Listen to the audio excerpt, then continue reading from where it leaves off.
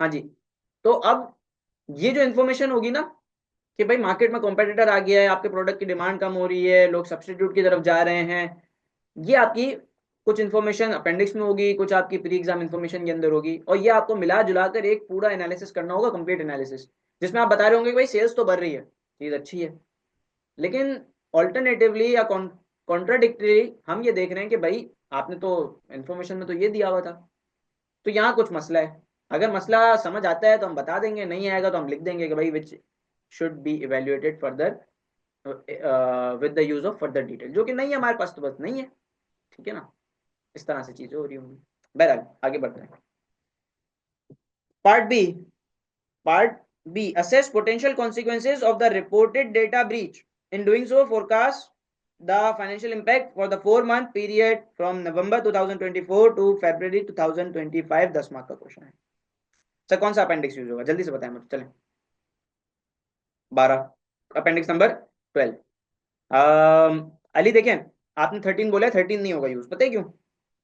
क्योंकि 13 के अंदर वो आपको बोल रहा है कि फोरकास्ट बना के दो, वो किसी और चीज के लिए बोल रहा है। यहाँ पर वो बोल रहा है कि साइबर सिक्योरिटी अटैक हुआ है, उस अटैक के इम्पैक्ट की वजह से जो इम्पैक्ट्स आएंगे, अटैक की वजह से जो इम्पैक्ट्स आएंगे उसके फोरकास्ट बताओ एक लिमिटेड पीरियड के ऊपर। ठीक है, आप यहाँ पर कर देंगे। हो सकता है कि उसके अंदर कोई ऐसी इन्फॉर्मेशन हो जो यूज भी हो सकती है, लेकिन फिलहाल फेस पे देख कर नहीं लग रहा कि भाई वो वाला यूज हो रहा होगा। ठीक है, क्योंकि इसके अंदर देखें, ये जो अपेंडिक्स 13 है अली, पीरियड कौन सा बताया हुआ है?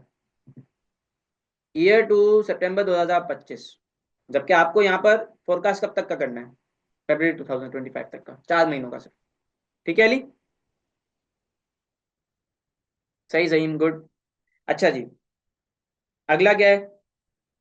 सी पार्ट है, forecast the expected working capital and cash position as at 30 September 2025 by applying the assumption made by the compact finance director. कोई अजम्पशन बनाई है फाइनेंस डायरेक्टर ने, कोई अजम्पशन ली है फाइनेंस डायरेक्टर ने, हमें नहीं पता भाई, हमें नहीं पता कहां पर होगी।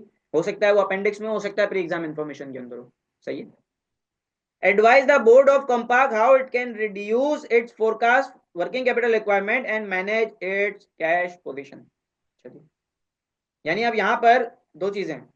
पहला बोल रहा है कि भाई फोरकास्ट कर लो वर्किंग कैपिटल और कैश पोजीशन जो कि आपकी 2025 सितंबर के एंड तक होगी। तो थोड़ा थोड़ा बीएफडी वाला फ्लेवर है, बीएफडी वाली चीजें हैं। इसके अंदर आपको वर्किंग कैपिटल की जो एक्सपेक्टेड वर्किंग कैपिटल आपको रखना होगा, वो आपको फोरकास्ट करना होगा, कैलकुलेट करना होगा।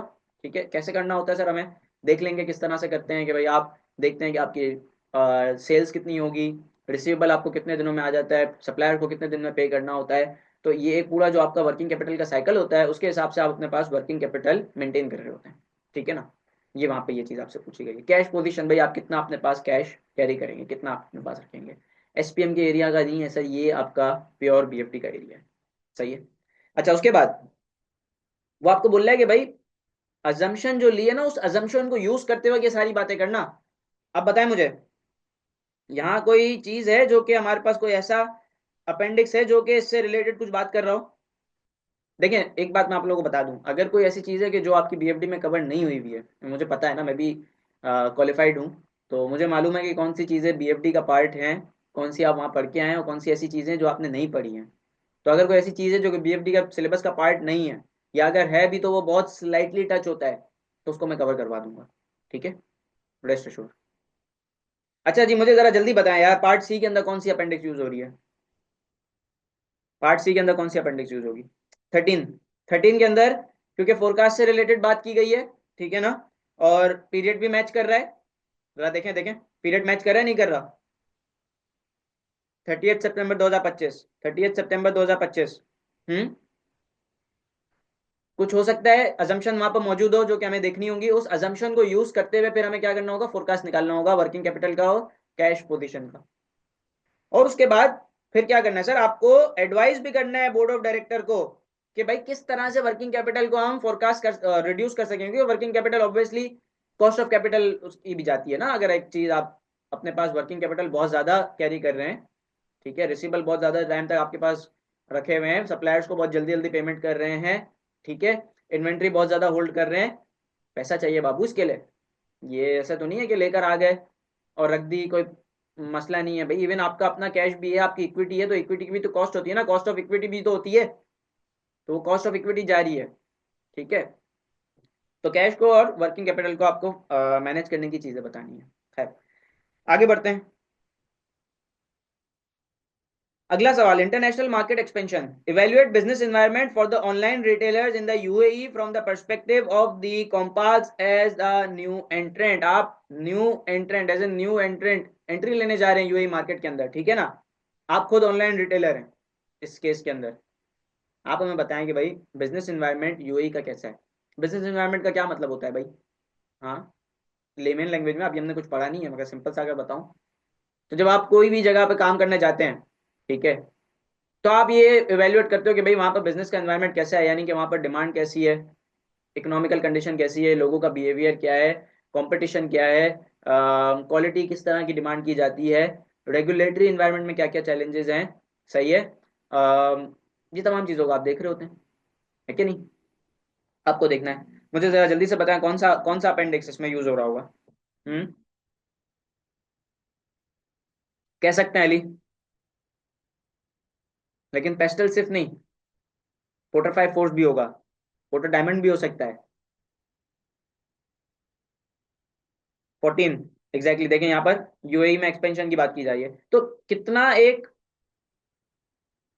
सॉर्टेड पेपर आपका बन चुका है। पहले एमएसए टू होता था ना, आप में से कितने ऐसे लोग हैं जिनको एमएसए टू का जरा अंदाजा है, या किसी ने एमएसए टू दिया हो या पढ़ा हो। मैं आपको बताऊं, एमएसए टू के पेपर में एक सबसे बड़ा मसला क्या होता था। एमएसए टू के पेपर के अंदर पता नहीं लग रहा होता था कि सर कौन से रिक्वायरमेंट में कौन सा अपेंडिक्स यूज हो रहा है। और इस पेपर से आपको आसान क्या हो जाएगी, अपेंडिक्स नाम से आपको टाइटल पता है। अभी आपने अपेंडिक्स नहीं देखे हैं, मैंने आपको नहीं बताया कि इस अपेंडिक्स में क्या है, लेकिन आप कहीं ना कुछ गेस कर पा रहे हैं, ब्लैंक फील नहीं कर रहे। और ये एक अच्छी चीज है स्ट्रक्चर की। सही है। अच्छा जी, आगे आ जाएं। Evaluate main financial strategic and operational issues associated with two options for expanding UAE Compass operation into UAE and provide a preliminary recommendation to the board which shall include suggested analysis which should be undertaken before a final decision made। वो बोल रहा है भाई आप हमें बता दें, दो ऑप्शन है यूएई में एक्सपेंशन के ना, दो ऑप्शन बताए जा रहे हैं, यानी यूएई में तो एक्सपेंशन होगा ही, किस तरीके से होगा उसके दो तरीके हैं आपको दिए हुए हैं अपेंडिक्स के अंदर। सही है, उन दो तरीकों में से कौन सा आपको सही लग रहा है, किस बेसिस के ऊपर भाई? Number one financial, number two strategic, number three operational issues के हिसाब से आप बताएं कौन सा सही है। और उसके बाद आप बोर्ड को यह भी बताएं कि भाई फर्दर क्या एनालिसिस बोर्ड को करना चाहिए, क्योंकि जब आप दोनों ऑप्शन को इवेल्युएट कर रहे होंगे ना, कुछ ऐसी चीजें होंगी जो आपको फील होगा कि यार ये वाली चीजें तो इतनी अच्छी हमारे पास इंफॉर्मेशन मौजूद नहीं है, या अगर इसके ऊपर ये वाला भी एनालिसिस कर लिया जाए तो डिसीजन मेकिंग और अच्छी हो जाएगी, थोड़ा और हमें सपोर्ट मिल जाएगा हमारी डिसीजन मेकिंग को। आपको बोर्ड को बताना है, तो आपको क्या करना है, बोर्ड को बताना है, ये चीज होगी। अच्छा, अगेन कौन सा अपेंडिक्स यूज हो रहा होगा सर? 14 ही यूज हो रहा होगा इसके अंदर भी, है कि नहीं? अपेंडिक्स 14 यूज होगा। आगे क्या है? Evaluate the advantages disadvantages of the four proposed financing option for raising the new capital as suggested by the CEO कॉम्पाक्स। ठीक है ना, कॉम्पाक के सीईओ ने सजेस्ट किया है कि भाई किसी तरह से हम क्या करें कि कैपिटल रेस करें। कोई अपेंडिक्स है यहाँ पर जिसमें वो बात लिखी हुई है? तो अपेंडिक्स है जिसमें वो बात लिखी हुई है? दोस्तों यार चलें जल्दी देख कर बताएं, अगर नहीं है तो नहीं है सर, सिंपल, कंफ्यूज होने वाली बात नहीं है। 16 के अंदर सस्टेनेबिलिटी वाली बात हो रही है, उसमें तो एक्सपेंशन की तो बात नहीं हो रही, कैपिटल रेस करने की तो बात नहीं हो रही। तो नहीं है यहाँ पर, फेस पे नहीं नजर आ रहा। लेकिन जब आप अपेंडिक्स को पढ़ चुके होंगे ना, क्योंकि देखें ये कौन सा क्वेश्चन था, क्वेश्चन नंबर सी था, टू का सी था। टू के सी से पहले ए भी पढ़ चुके हैं, बी भी पढ़ चुके हैं, ए और बी के लिए अपेंडिक्स भी देख चुके हैं। और मुझे ये बहुत ज्यादा एक बिलीफ है, ट्रस्ट है इस बात का कि सर इनमें से किसी एक अपेंडिक्स के अंदर ऑलरेडी वो बात डिस्कस हो चुकी होगी, इनमें से किसी एक अपेंडिक्स के अंदर वो बात डिस्कस हो चुकी होगी। और सर चले वो तो हम पेपर में देखेंगे पढ़ेंगे तो पता लग जाएगा कि कौन से अपेंडिक्स में वो बात डिस्कस हुई होगी, या तो हो सकता है प्री एग्जाम इन्फॉर्मेशन के अंदर होगी, कहीं ना कहीं वो इन्फॉर्मेशन होगी। ठीक है ना, तो ये एक थोड़ा ट्रिकी पार्ट होगा इस पेपर का, जो आपको देखना होगा कि इन्फॉर्मेशन है कहाँ। सही है ना, तो जितनी ज़्यादा आपकी रीडिंग और जितना ज़्यादा आपका फोकस होगा, मैं ओरिएंटेशन में भी ये बात कह चुका हूँ, एक बड़ा पेपर है, एक लेंथी पेपर है, जिसके अंदर आपकी सीटिंग कैपेसिटी, आपकी फोकस और आपकी रीडिंग कैपेसिटी, ये जितनी ज़्यादा अच्छी होगी ना, उतना ज़्यादा आपको हेल्प होगी। सही है ना। अच्छा सर, ये है कौन से एरिया का? अगेन ये बीएफडी के एरिया का। याद है आपने जो बीएफडी में पढ़ा था सर, फाइनेंसिंग के ऑप्शन, इक्विटी के थ्रू करें, डेट के थ्रू करें, राइट इशू करें, बोनस इशू करें, क्या इम्पैक्ट पड़ता है गेयरिंग के ऊपर, ईपीएस के ऊपर, पीई के ऊपर, डिविडेंड के ऊपर। याद आ रही है चीजें? Capital structure theories. चले यार। ये वो वाला एरिया है। ठीक है। अच्छा जी, आगे बढ़ते हैं। Advice the board of Compaq on human resource strategy to support option 2 of the proposed expansion into UAE, focusing on the 1 recruitment of required skills, employee retention, and number 3 employee remuneration। वो बोल रहा है भाई आपने क्या करना है, आपको एडवाइस करना है बोर्ड को किस चीज के ऊपर? ह्यूमन रिसोर्स स्ट्रेटेजी के ऊपर, जो कि ऑप्शन 2 में अप्लाई होगी। यानी दुबई में एक्सपेंशन के 2 ऑप्शन थे ना ऊपर। अभी देखिए किस तरह से इसने इंटीग्रेटेड केस स्टडी बनाई है, यानी एक एक चीज को कंटिन्यू करके आगे चल रहा है। बोल रहा है जो दुबई के 2 ऑप्शन अभी हम बात कर रहे थे, जिसमें से एक कोई आपने सजेस्ट किया कि भाई मेरे हिसाब से ये सही है और मेरे हिसाब से ये सही है, उसने बोला ठीक है आपने जो बता दिया मैंने मान लिया, आगे बढ़ जाओ, आगे बढ़ जाओ, ऑप्शन 2 पे आप फोकस करो। वो बोल रहा है भाई हम ये कह रहे हैं, हम ऑप्शन 2 के साथ जा रहे हैं, ऑप्शन 2 में ह्यूमन रिसोर्स स्ट्रेटेजी क्या होनी चाहिए ना, आप एडवाइस कर दे हमें। लेकिन आपका फोकस किस पे होना चाहिए? ह्यूमन रिसोर्स स्ट्रेटेजी के अंदर भी 3 चीजों के ऊपर होना चाहिए। ये 3 चीजें उसने बता दी। अगेन ये एसपीएम का एरिया है, ह्यूमन रिसोर्स स्ट्रेटेजी वाला। सही है। 6 मार्क का एरिया है। 6 मार्क का एरिया, इसका मतलब कि अगर आप इन 3 पॉइंट्स के ऊपर, इन 3 पॉइंट्स के ऊपर दो दो पॉइंट्स भी लिख देते हैं, या दो तीन लाइन के 2 पैराग्राफ भी लिख देते हैं, तो मोर देन इनफ होगा। सही है। आगे बढ़ते हैं सर। इसके लिए कौन सा अपेंडिक्स है? इसके लिए भी अपेंडिक्स था। हाँ जी, देखें अपेंडिक्स 15, ह्यूमन रिसोर्स टीम को कुछ ईमेल की है। उस ह्यूमन रिसोर्स टीम के अंदर हो सकता है, उस जो ईमेल की गई है उसमें हो सकता है कुछ ह्यूमन रिसोर्स टीम के इश्यूज होंगे, कुछ मसले मसाइल होंगे जो कि ह्यूमन रिसोर्स टीम के साथ चल रहे होंगे, कुछ नेगोशिएशन चल रही होगी, कुछ उनके कंसर्न होंगे जो कि आप इस वक्त कंपनी फेस कर रही होगी। जब आप एक्सपेंशन की तरफ जा रहे होंगे तो आप इन चीज़ों को कंसिडर करेंगे कि भाई अभी जो मसले चल रहे हैं, या तो इनको यहीं तक रोका जाए, और अगर रोक नहीं सकते तो एटलीस्ट इनको जो एक्सपेंशन है उसके अंदर कैरी फॉरवर्ड ना करे अपने साथ। ठीक है ना, वहां पर वहां के एम्प्लॉयज के लिए सारे मसले वापस नहीं आने चाहिए। सही समझ आ रही है? आगे बढ़ते हैं। Question number 3, sustainability initiative and tax implication associated with the UAE expansion. सही है। ये जो आपकी तीसरी ग्रेड थी, थोड़ा बहुत उसका टैक्स का एरिया भी आ गया।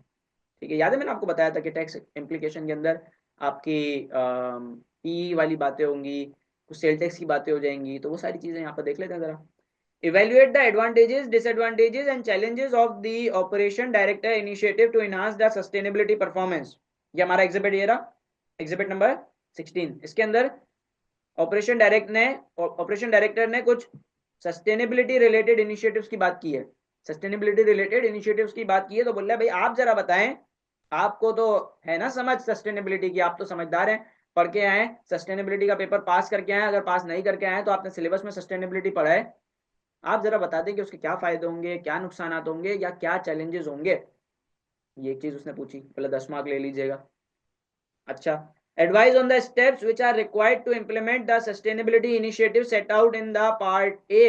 बोल रहा है कि भाई जो सस्टेनेबिलिटी इनिशिएटिव्स पार्ट ए में जिसकी आप बात कर रहे थे, जो कि ऑपरेशन डायरेक्टर ने बताया, आप बताएं क्या स्टेप्स लेने होंगे। सोचे जरा कि भाई एक कंपनी है, उस कंपनी के अंदर सस्टेनेबिलिटी इनिशिएटिव्स लाने जा रहे हैं आप, क्या होता है थोड़ी देर छोड़ दें अभी फिलहाल, कोई भी एक इनिशिएटिव लाने जा रहे हैं, सही है, कंपनी के अंदर कोई भी एक नया काम, अच्छा काम करने जा रहे होते हैं, क्या स्टेप्स लिए जाते हैं, वो स्टेप्स आपको बताने होंगे यहाँ पर। सही है। 6 marks. Discuss the income tax application of the Compaq expansion into UAE if the company decides to establish the new fulfillment center by forming a subsidiary company। सही ना, सब्सिडरी कंपनी आप बना रहे हैं, तो सब्सिडरी कंपनी की जो tax implication है यहाँ पर डिस्कस हो रही होगी। अगर तो कुछ स्पेसिफिक इन्फॉर्मेशन दी हुई है एग्जिबिट के अंदर, आप उसको यूज करेंगे, उसको कंसिडर करेंगे। प्री एग्जाम इन्फॉर्मेशन में दी हुई है कि यूएई के टैक्स लॉ में क्या चीज़ें हैं, किस तरह होती है, कौन से टैक्स क्रेडिट मिलते हैं, कौन सा टैक्स रिलीफ मिलता है, क्या टैक्सेशन के चीज़ें हैं वहाँ पर, आप उसको कंसिडर करेंगे। अगर तो कोई इन्फॉर्मेशन नहीं दी हुई है तो फिर सिंपली आप अपनी टैक्स की जो नॉलेज है वो यूज करेंगे। आप बताएंगे कि भाई आप एक सब्सिडरी बना रहे हैं, सब्सिडरी बना रहे हैं, ठीक है ना, क्या ये होली ऑन सब्सिडरी होगी? अगर होली ऑन सब्सिडरी होगी, ग्रुप टैक्स कर लें, ठीक है। अगर होली ऑन सब्सिडरी नहीं है, ग्रुप रिलीफ की तरफ चले जाएं। ग्रुप टैक्स में क्या कंडीशन होती है, जरा कंडीशन बता दें, ठीक है, मोटी मोटी। अच्छा, उसके बाद किस तरह से आपको बेनिफिट मिलेगा, क्या रिलीफ मिलेगा, किस टैक्स ईयर में मिलेगा, बस एक लेमेन स्ट्रक्चर टाइप की आपने चीजें बतानी है, ठीक है ना। आपको पूरा एक पैराग्राफ नहीं लिख कर देना, सिंपल सिंपल ये जिस तरह जो मैंने आपको बातें बताई ना, ये बतानी होती है। अच्छा, यहाँ पर कंपनी का कुछ बैकग्राउंड इन्फॉर्मेशन दी हुई है। मैं सिर्फ ऊपर से काम काम की चीज़ें बता रहा हूँ अभी फिलहाल, क्योंकि ये पेपर को सॉल्व करना मकसद नहीं है। एक ऑनलाइन रिटेलर है हम, ठीक है, जो प्रोडक्ट सेल करते हैं ई कॉमर्स प्लेटफॉर्म के थ्रू, सही है। अभी हम सिर्फ और सिर्फ कहाँ काम कर रहे हैं? अभी हम सिर्फ और सिर्फ पाकिस्तान के अंदर काम कर रहे हैं। अच्छा जी, 2017 से हमने कंपनी बनाई थी। चार हमारे फाउंडर हैं, 25-25% सबके पास शेयर्स हैं। लीडिंग रिटेलर है हम पाकिस्तान में। ई टेलर किसको बोलते हैं? ई टेलर जो ई कॉमर्स के थ्रू रिटेलर्स ऑपरेशन कर रहे होते हैं अपने, उनको ई टेलर्स इस केस स्टडी में बोला गया है। यानी ये एक टर्मिनोलॉजी है जो कि यूज हुई है यहाँ पर, सही है, हमने समझ ली। उसके बाद सर और क्या है, हम जो है क्या कहते हैं,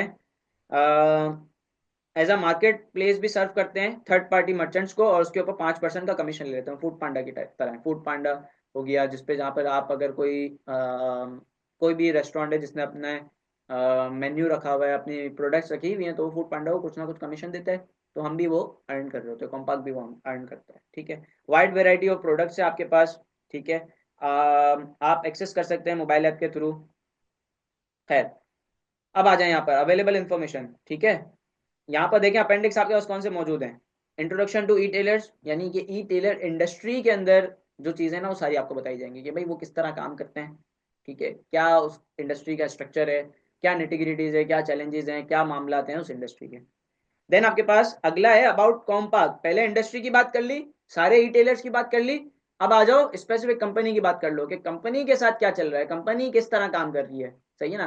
पहले आपको इंडस्ट्री का पता लग गया, फिर कंपनी का पता लग गया, डिफरेंसेस पता लग जाएंगे, कहाँ पर कंपनी अच्छी है, कहाँ पर इंडस्ट्री में लोग अच्छे हैं। अच्छा जी, summary management accounts, summary management account for the year ended 30 September 2022। चलें जल्दी यार, अगर एक्टिव हैं, अगर एक्टिव है मुझे बताएं कि ये अपेंडिक्स 3, अपेंडिक्स 3 हमारे मेन अपेंडिक्स, कौन सा मेन अपेंडिक्स था जहां पर मुझे इस अपेंडिक्स 3 को यूज करना चाहिए साथ में मिलाकर, अपेंडिक्स 3 को यूज करना चाहिए। देखकर क्या लग रहा है, कौन सा ऐसा अपेंडिक्स है, कौन सी ऐसी रिक्वायरमेंट है? मुझे पहला रिक्वायरमेंट बताएं, अपेंडिक्स बताएं, कौन सी रिक्वायरमेंट, कौन सा अपेंडिक्स है जिसके साथ जनरल अपेंडिक्स 3 यूज होना चाहिए, 11 के साथ यूज होना चाहिए। एक्सेलेंट, बिल्कुल बेहतरीन। चलें, economic outlook for etailers and regulatory environment in Pakistan. Pakistan का इकोनॉमिक एंड रेगुलेटरी एनवायरनमेंट आपके सामने आ गया। जब आप परफॉर्मेंस एनालिसिस कर रहे होंगे, क्या आपको इकोनॉमिक और रेगुलेटरी एनवायरनमेंट मदद नहीं करेगा? क्या आपको इकोनॉमी नहीं बताएगी कि भाई इकोनॉमी में क्या चीजें अच्छी चल रही थी जिसकी वजह से हमारे ऊपर अच्छा इंपैक्ट आया, क्या चीजें बुरी थी जिसके ऊपर बुरा इंपैक्ट आया? रेगुलेटरी एनवायरनमेंट, एक्सपोर्ट्स बंद हो गई, इंपोर्ट बंद हो गई, फॉरेन एक्सचेंज कम हो गया, इंटरेस्ट रेट बढ़ गए, इंटरेस्ट रेट कम हो गए, कौन सी प्रोडक्ट के ऊपर बैन लग गया, ये तमाम चीजें हैं, क्या आपको मदद नहीं देंगी? अब मुझे एक बात बताएं सर, जो जो आपके क्वेश्चन आपको पूछने चाहिए ना, वो मैं पूछ रहा हूँ, क्यों? क्योंकि मैं आपकी तरफ से भी सोच रहा हूँ। सर ये सारे अपेंडिक्स हम पेपर में तो पढ़ते रहेंगे, 4 घंटे निकल जाएंगे। अपेंडिक्स 11 पढ़ें, 3 पढ़ें, 4 पढ़ें, 1-2 पढ़ें, भाई जब भी तो 30 दिन पहले दिया जा रहा है ये, जब भी तो 30 दिन पहले दिया जा रहा है कि इसको जरा पढ़ लेना, इसको जरा मोटा मोटा दिमाग में बिठा लेना, कौन कौन सी चीज कहाँ कहाँ पर लिखी हुई है, फेमिलराइज हो जाना, ऐसे जैसे आप उस कंपनी में काम करते हैं।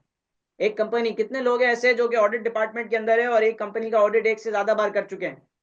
एक कंपनी का ऑडिट या एक पोर्शन का ऑडिट एफएस के एक से ज्यादा बार कर चुके हैं। चीजें याद हो जाती है नहीं हो जाती, उसकी अंडरस्टैंडिंग आ जाती है कि नहीं आ जाती? आ जाती है सर, यही काम करना होगा। जब 20 से 30 दिन पहले आपके पास आएगा, आप पढ़ चुके होंगे, क्या आपके दिमाग में नहीं रह जाएगा कि भाई इकोनॉमी के अंदर लेट से इन्फ्लेशन बढ़ रही है, हाँ, कस्टमर की प्रेफरेंस चेंज हो रही है, ये चीजें दिमाग में तो रह जाएंगी ना, दिमाग में रह गई।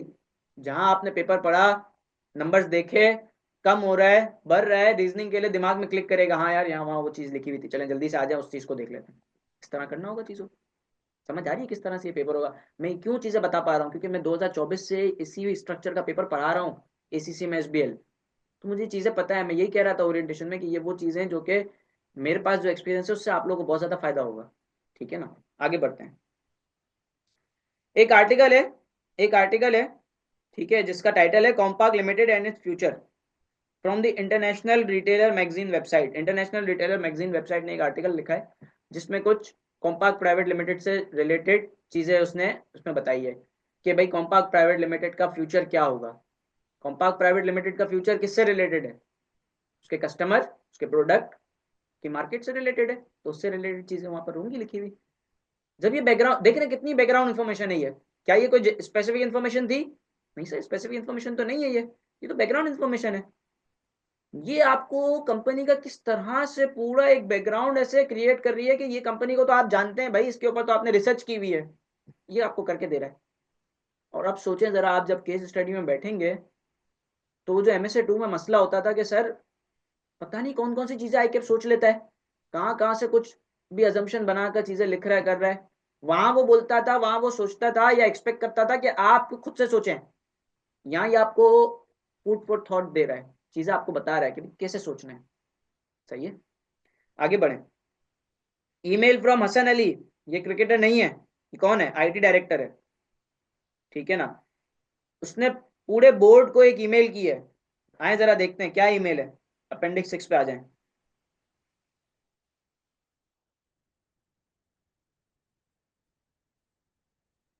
देख रहे हैं कितने बड़े बड़े अपेंडिक्स हैं ये, छोटा पेपर नहीं है ये। अपेंडिक्स 6 के अंदर ये कुछ बात कर रहा है, सब्जेक्ट में क्या है? Data protection and cyber security. चलें यार जल्दी मुझे बताएं कौन सी रिक्वायरमेंट के अंदर ये वाला अपेंडिक्स मुझे हेल्प कर सकता है। मैं दिखाऊं? मैं दिखाऊं, क्वेश्चन दिखाऊं? चलें यार देखें यार, कौन सी रिक्वायरमेंट, कौन सा अपेंडिक्स जिसके साथ मुझे उसको मर्ज करना चाहिए। इंटीग्रेटेड केस स्टडी है, चलें जी। 12 रिक्वायरमेंट कौन सी Ali?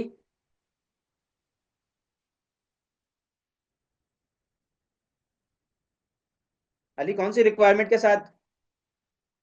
Appendix 12 requirement question number 1B। Excellent Zaheem.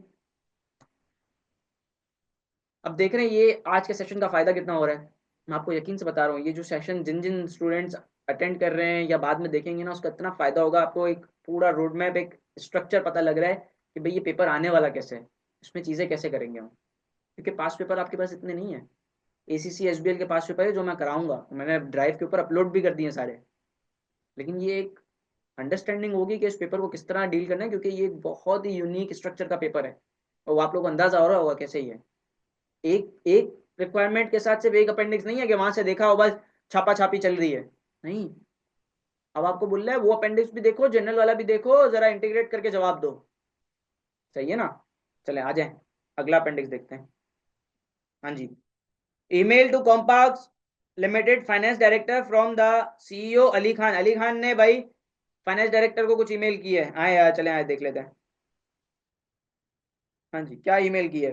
Future funding requirements, कुछ कुछ लिंक हो रहा है, कुछ कुछ लिंक हो रहा है। कौन सी एक रिक्वायरमेंट थी जिसके अंदर फंडिंग से रिलेटेड बात की जा रही थी कि भाई कहाँ से फंडिंग करनी चाहिए? हम्म, याद आ रहा है? एक रिक्वायरमेंट थी। देखिए किस तरह से लिंक है चीजें। इंटीग्रेटेड पेपर है भाई अब ये। अगर आप सोच रहे हैं कि भाई ये बस पढ़ के चले जाएंगे या इसको छोड़कर चले जाएंगे, मैं आपको सही बता रहा हूँ एक चीज। आए जरा एक एक चीज ना मैं आप लोगों को दिखाता हूँ। आईकेप क्या बोल रहा है, आईकेप ने क्या बोला है। हाँ भाई, मैं चाहता हूँ आप सब इसको ना रीड करें। ये जो एरिया मैंने अभी बॉक्स में लिखा है इसको जरा रीड करें। ये आईकेप ने शुरू से ही बोल दिया, अगर ये करोगे ना भूल जाओ पास हो पाओगे, भूल जाओ अगर ये काम करोगे तो। उसने बोला भाई आपको अंडरस्टैंडिंग केस की बहुत अच्छी शो करनी है। वो कैसे आएगी? जब आपको पता होगा कौन से जनरल अपेंडिक्स हैं उसमें क्या चीजें लिखी हुई हैं, कौन से स्पेसिफिक अपेंडिक्स है उसमें क्या चीजें लिखी हुई हैं। स्पेसिफिक अपेंडिक्स मिलेंगे पेपर वाले दिन, जनरल तो पहले से मिल गए होंगे ना, उसकी तो अंडरस्टैंडिंग बनाकर चले जाओ। अब जब मैं आपसे बात कर रहा हूँ, हालांकि लिखा हुआ नहीं है, लेकिन चूंकि मैं पढ़ चुका हूँ, गो थ्रू कर चुका हूँ प्री एग्जाम इन्फॉर्मेशन को, हाईलाइट की हुई चीजें नजर आ रही होंगी आप लोगों को, मुझे पता है कौन कौन सी चीज में क्या है, हालांकि नाम नहीं लिखा हुआ उसके ऊपर, नाम नहीं लिखा हुआ था ना कि अपेंडिक्स 6 में आईटी डायरेक्टर ने क्या, लेकिन मैंने जाकर आप लोगों को दिखाया कि भाई इसके अंदर कोई काम की चीज है, सीईओ को क्या ईमेल की है वो दिखाया मैंने आपको, क्योंकि ये चीज आपको अपने अंदर डेवलप करनी होगी, दिमाग में लानी होगी, तो ये बहुत जरूरी होगा। आगे हैं। अच्छा जी, अगला क्या है, एक बोर्ड मीटिंग हुई है, उसके कुछ मिनट्स यहाँ पर दिए हुए हैं, ठीक है ना। इसके अलावा एक मेमो का एक्सट्रैक्ट है जो कि गवर्नेंस रिलेटेड एरियाज के ऊपर बात कर रहा है। गवर्नेंस रिलेटेड एरियाज, क्या मेरी सस्टेनेबिलिटी का एक पिलर गवर्नेंस है या नहीं है? सर CFAP 3 है ना, नया पेपर सर इब्राहिम आप जो देख रहे हैं। हाँ जी, किस किस ने अभी तक उसकी क्लासेस ले चुके हैं? कुछ थोड़ी बहुत तो क्लासेस ले ही ली होंगी, थोड़ा बहुत तो पढ़ लिया होगा, कुछ रिसर्च की होगी कि सस्टेनेबिलिटी के अंदर जो सबसे पहला पिलर है गवर्नेंस है। IFRS S1 क्या बोलता है, गवर्नेंस से रिलेटेड बताओ ना, कौन है गवर्नेंस का इंचार्ज, किस तरह से गवर्नेंस की जाती है, कौन कौन रिस्पॉन्सिबल पर्सन है, किस फ्रीक्वेंसी के ऊपर आप चीजों को रिव्यू कर रहे होते हो, कौन किसको रिपोर्ट करता है, कौन किसको अकाउंटेबल है। हाँ जी, तो ये अपेंडिक्स हमारे यहाँ काम आ रहा होगा, मुझे जल्दी से बताएं। ये अपेंडिक्स यहाँ काम आएगा मुझे A B के अंदर, अगर मैं इसकी बात करूं तो। हाँ जी, तो काम आएगा, बिल्कुल आएगा।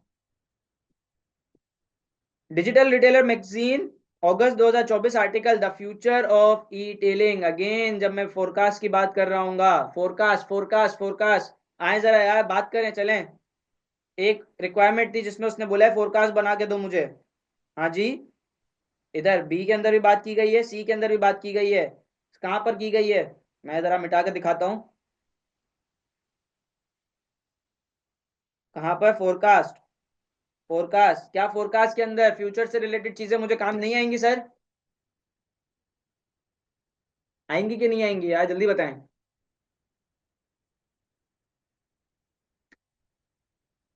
बिल्कुल बिल्कुल। तो सर देख रहे हैं किस तरह से ये स्ट्रक्चर एक बनाया है पूरे पेपर का, ये सारे अपेंडिक्स हो गए, ठीक है।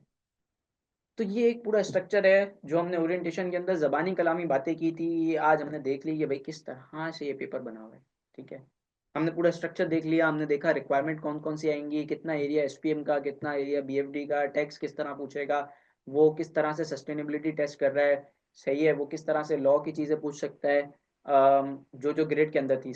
अच्छा सर, रेगुलर क्लासेस कब से एक्सपेक्टेड है? सर रेगुलर क्लासेस आप लोग की जो होंगी वो सारी क्लासेस आपकी, पूरा कोर्स रिकॉर्डेड वर्जन पे होगा, ठीक है। और फ्रॉम द कमिंग वीक मैं कोशिश करूंगा कि लेक्चर्स अपलोड करना स्टार्ट कर दूं, ठीक है। तो लेक्चर्स होना अपलोड होना स्टार्ट हो जाएंगे। इन केस अगर हमें कहीं पे बीच में Q&A सेशन की नीड पड़ती है, कुछ ऐसी चीज़ें जो आपकी, पहली चीज़ सर अगर हमें कोई कन्फ्यूजन आ रही है हम क्या कर सकते हैं सर, आप व्हाट्सएप के थ्रू मुझे हमेशा कॉन्टैक्ट कर सकते हैं, ठीक है।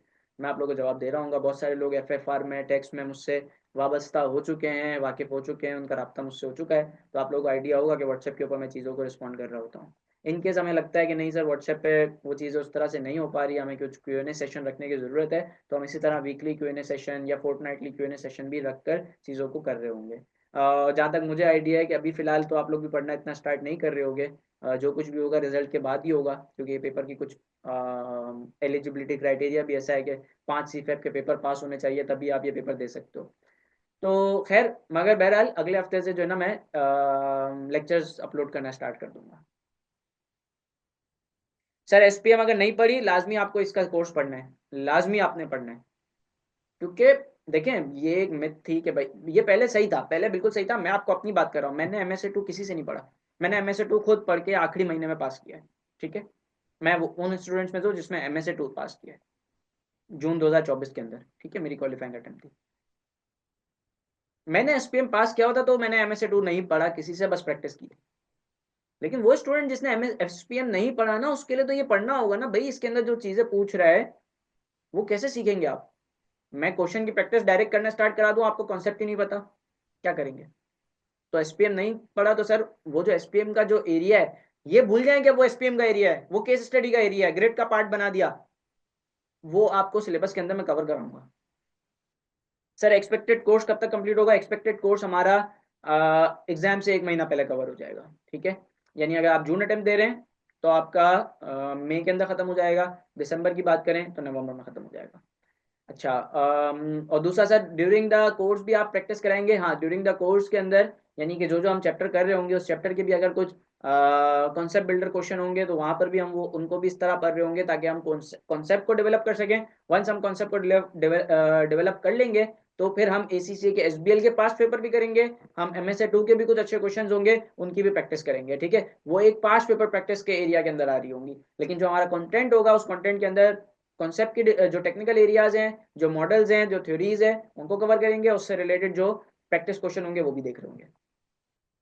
चलें यार, ठीक है फिर। आई होप कि ये क्लास बहुत ज़्यादा फायदेमंद रही होगी, बहुत सारी चीज़ें मजीद इस सब्जेक्ट के बारे में हमें क्लियर हुई होगी, और जो भी आपके पोटेंशियल क्वेश्चंस थे उनको मैं एड्रेस कर पाया हूँ। तो अपना बेहद ख्याल रखिएगा, फिर इंशाल्लाह मुलाकात होती है अगली क्लास में, तब तक के लिए अल्लाह हाफिज़।